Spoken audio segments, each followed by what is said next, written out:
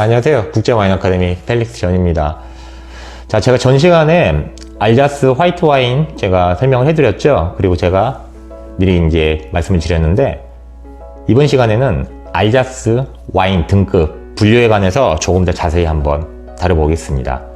자, 알자스는 프랑스에서 굉장히 경치가 아름다운 곳으로 유명한 곳입니다. 그리고 남북으로 길게 뻗은 곳이에요. 자, 우측으로는 독일에 인접해 있죠. 그리고 라인강, 그리고 서쪽으로는 보주 산맥이 위치를 하고 있기 때문에 굉장히 일교차가 크면서 일조량이 굉장히 좋은 곳이죠. 남북으로 길게 뻗어 있다고 말씀드렸는데요. 북쪽에 바렌과 남쪽에 오랭으로 다시 한번 지역 구분이 크게 대지역으로 나뉘게 되고요. 콜마라고 하는 주도시가 위치하고 있는 오랭 쪽이 조금 더 알자스 와인을 더 많이 생산을 하고 있고요. 그리고 품질과 가격에서 조금 더 낫다는 평가를 가지고 있습니다. 자, 알자스 와인의 첫 시초는 바로 이탈리아 로마 군단에 의해서입니다. 로마군의 정복 정책은 당연히 알자스까지 그 발길을 갖다가 뻗치게 되는데요. 자, 로마 군단의 이 재배 기술이 그대로 알자스에 녹아들게 되면서 이후 탄생되는 메로빙거 왕조와 그리고 카롤링거 왕조를 거치게 되면서 조금 더 비약적인 발전을 이루게 되는 게 알자스 와인의 특징입니다. 자, 10세기 말쯤에는 약 160여 개 정도의 포도원이 와인을 만들어서 생산을 하게 되면서 16세기에는 거의 중세에는 유럽 사람들한테 굉장히 많이 알려질 정도로 많이 유명세를 타게 됩니다. 그런데 여기서 한 가지 그 사건이 터지게 돼요.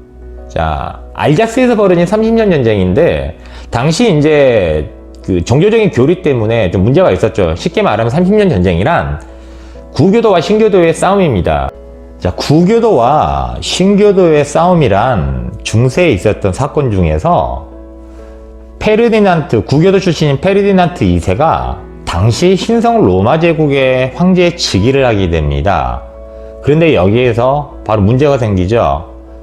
반대파 세력이었던 신교도를 말하는 거죠. 신교도의 프리드리 5세가 다시 페르디난토 2세에 반발을 해서 두 명 다 황제 즉위를 하겠다고 고집을 피우게 되면서 30년 동안 종교적인 싸움으로 번지게 되는 게 바로 이 알자스 30년 전쟁이라고 쉽게 그냥 알고 계시면 됩니다. 자, 그리고 이후 알자스는 굉장히 좀 우여곡절을 많이 겪게 됩니다. 2차 세계대전 때 전쟁 중에 가운데에 끼었던 지리적인 특징 때문에 굉장히 포도원은 황폐화가 되게 되죠. 하지만 마침내 1945년도 2차 세계대전이 종결이 되고 난 이후에 다시 포도밭을 재정비를 하게 되고, 각 지역마다 품종이라든지 아니면은 지역명을 기입하는 그 틀을 만들자고 하는 하나의 의견이 모아지게 됩니다. 결국 1962년도에 알자스 AOC가 정식으로 지정이 되게 되고요. 그리고 1975년도에는 저번 시간에 제가 설명을 해드린 알자스 그랑크리 등급, 그리고 1년 뒤인 1976년도에는 발포성 와인을 만드는 알자스 크레망드 알자스 등급이 AOC에 제정이 되게 됩니다. 자, 알자스는 프랑스 북동부에 위치를 하고 있으면서 가장 비가 적게 오는 곳입니다. 포도 산지 중에서 대부분의 포도 산지가 약 700에서 800mm 정도의 강우량을 보이는 반면, 알자스 지역은 약 500에서 550mm, 뭐 한 600mm 이하 정도 비가 오기 때문에 다른 지역보다는 조금 더 건조한 지역입니다. 그리고 산맥이 위치하고 있기 때문에 약간의 좀 서늘한 기후 지역이고요. 하지만 일조량이 골고루 경사면을 비추고 있어서, 태양이 경사면을 골고루 비추고 있어서 약 200에서 300m 정도 언덕에 위치한 포도원은 충분히 포도가 햇살을 머금고 자랄 수 있는 그런 기후 조건은 갖추고 있는 곳이고요. 완전 대륙성 기후라고 하기에는 조금 모자라는 그냥 절반 정도, 반 정도 대륙성 기후라고 보시면 되겠고요. 그리고 토질은 석회질, 화강암, 사암, 그 모래토양까지 아주 골고루 복합적인 풍미를 갖고 있는 곳이라고 보시면 되겠습니다. 자, 그래서 이 지역은 기본적으로 기온이 높은 지역은 아니에요. 그러다 보니까 화이트 품종이 대세를 이루게 됩니다. 전 시간에 제가 설명을 해드린 뭐 피노그리, 게브리추라미너, 리슬링, 뭐 미스카, 네, 이 대표적인 네 품종이 되겠죠. 그리고 뭐 실바너라든지, 네, 그리고 레드 품종은 피노누아 품종이 이제 많이 재배를 하는데요. 자, 레드와 화이트 품종의 비율은 먼저 레드가 약 10% 내외 정도로 아주 낮은 재배율을 보이고 있고요. 그리고 화이트 품종이 아무래도 90%가 넘는 점유율을 보유를 하고 있습니다.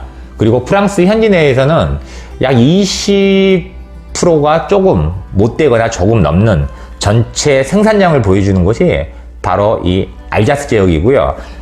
한 가지 독특한 특징으로는 알자스 지역의 병은 초록색 병을 사용을 합니다. 자, 독일 모젤 유역의 병도 모젤 강변의 포도원에서 생산된 와인들도 초록색 병을 쓰는데 알자스도 마찬가지로 초록색 병을 대부분 사용을 하게 되고요. 제가 화면상으로 제가 올려드릴 텐데 목이 길고 얇은 형태의 와인병을 사용하는데 이런 병을 바로 플레이트 알자스 병이라고 현지에서는 부르고 있습니다. 자, 방금 전에 제가 설명해드린 알자스 와인병, 지금 제가 들고 있는 병인데요. 이거는 사실은 다들 아시죠? 돔 리슬링. 자, 독일 모젤 강변에서 생산된 독일 와인병인데 알자스 와인병도 이 병과 거의 흡사한 병이라고 보시면 됩니다. 참고로 제가 다시 한번 보여드리겠습니다. 자, 그렇다면은 이제는 알자스 등급에 대해서 한번 좀 논의를 해볼게요. 자, 첫 번째 알자스 AOC 알자스예요. 자, AOC 알자스란 품종을 기입을 하고요. 그리고 거기에 지명 표기를 하게 됩니다. 그런데 만약에 제가 말씀드린 리슬링, 게베르치추라미너, 피노그리, 미스카, 실바너까지, 자, 이 5개 품종이 가장 대표적인 품종이에요. 화이트 품종 중에서. 그런데 이 품종을 단일 품종으로 만들었을 경우에는 라벨에 그대로 게베르치추라미너 또는 리슬링 그 품종의 이름을 그대로 기입을 하지만은 이 품종을 서로 혼합을 해서 블렌딩을 해왔을 때는 에델스 비케르라고 하는 라벨을 따로 붙여서 판매를 하는 게 바로 AOC 알자스입니다. 자, 그렇다면은 알자스 그랑크리 말씀드렸죠? 저번 시간에 제가 언급해드린 리슬링, 그리고 게베르추라미너, 그리고 피노그리, 미스카, 이 품종을 단일 품종 100%를 사용해서 만들어야지 알자스 그랑크리를 부여를 하게 됩니다. 그리고 1975년도에 제정된 크레망드 달자스라는 또 등급이 있습니다. 자, 크레망드 달자스는 말 그대로 크레망, 거품이 있는 발포성 와인이고요. 뭐 리슬링이라든지 아니면 게베르체 추라미너라든지 뭐 피노그리를 사용을 해서 만드는 와인인데 한번 1차 발효가 끝나고 대신에 2차 발효는 꼭 병속에서 이루어지는 게 바로 크레망드 달자스 등급에 들어가는 와인이라고 보시면 됩니다. 당연히 제 등급 정리를 해드리면은 가장 기본적인 분류에서는 그냥 AOC 알자스 지명이 표기가 되는 거고요. 가장 높은 등급은 알자스 그랑크리라고 표기를 하는 겁니다. 그게 가장 상급의 와인이라고 보시면 돼요. 그리고 만약에 단일 품종이 아니고 와인을 혼합해서 만들었을 경우에는 에델즈 비케르라는 표기를 붙인다는 거죠.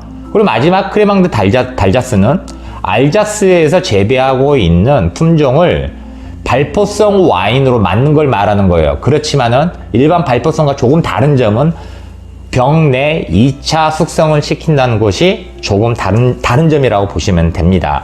자, 그리고 방당즈 따르띠브라고 하는 또 이런 등급이 있어요. 자, 이건 무엇이냐면 등급이지 아니면 와인의 그 종류이기도 합니다만 늦은 수확, 레이 하베스트를 만드는 거예요.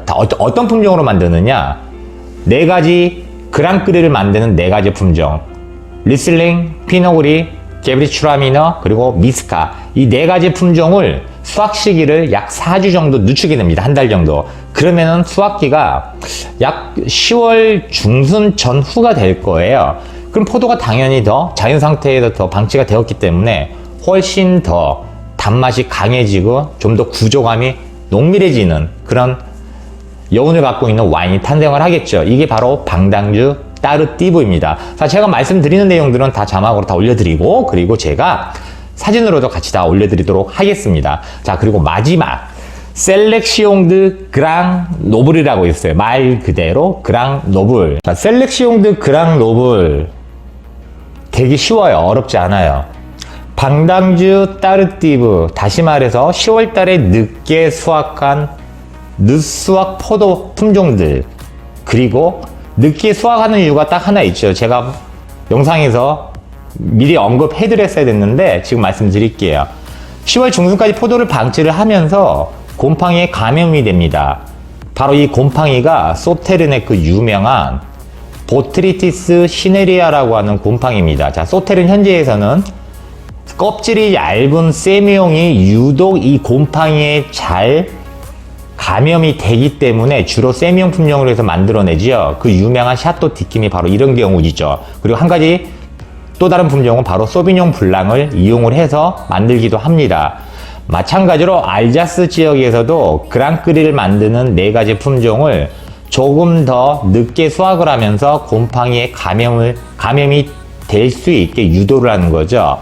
즉 쉽게 말씀을 드리면은 방당주 따르띠브 포도 중에서 보트리티스 시네리아에 감염된 포도 송이들이 있어요. 그런데 이 포도 송이들을 한 땀 한 땀, 즉 한 알 한 알씩 손으로 핸드피킹을 해서 골라내게 되는 선별 작업을 하게 되는데, 당연히 더 완숙된 포도를 갖다가 골라낼 수가 있겠죠. 이렇게 골라내서 만든 와인이 바로 셀렉시옹 드 그랑 노블이라고 보시면 되겠습니다. 엄청 많이 달고, 그리고 기분 좋은 산도가 있어서 디저트 와인으로는 아주 세계 최고로 평가를 받는 겁니다.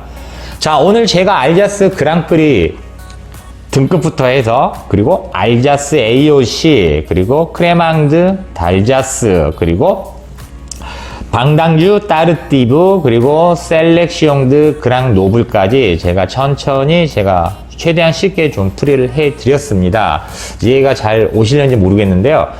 혹시라도 영상 보는 중간중간에 궁금한 점이 있으시거나 아니면은 저한테 따로 의견이 있으시면은 댓글에 남겨주시면은 제가 댓글 확인 후 바로바로 연락을 드리도록 하겠습니다. 댓글 남겨드리도록 하겠습니다.